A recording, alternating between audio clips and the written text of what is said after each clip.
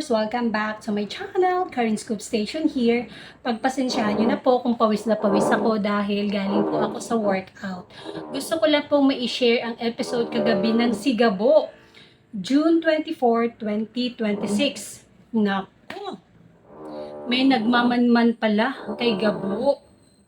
Hindi niya maisip pero kilala niya or familiar sa kanya yung pagmumukha na may dumayo doon sa lugar nila. Kunwari, bibili ng motor. Pero nung nawala na yung mga kasama niya doon sa lugar na kung saan sila nagiinuman, bumalik sa isipan niya yung mga tao na yun, yung pala yung dalawang tao na yun yung nakita niya sa kulungan nung siya ay tinorture noon. So, ano kaya ang gagawin sa kanya? Bakit siya minanmanan? Ito kaya ay minanmanan siya dahil biglaan yung pagbigay sa kanya ng parol? Minamanmanan siya dahil kung makakagawa siya ng masama, ibabalik siya sa kulungan?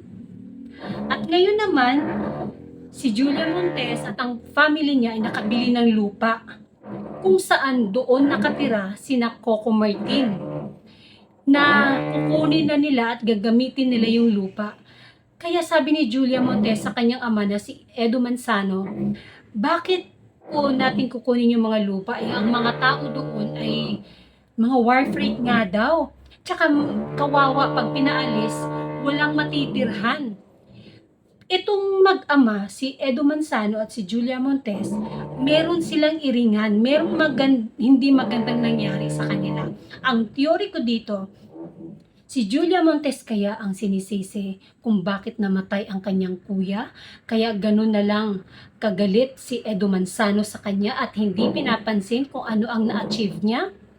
Nung first day episode pa lang, hindi na siya proud nung naligtas nga niya ang isang bus na may mga nang hold up. Bagkos, galit talaga siya dito. Kaya ito ang pakaabangan natin kung bakit galit na galit si Edo Manzano kay Julia Montes. At dito na kaya magtatagpo si Gabo at si Sam? Abangan!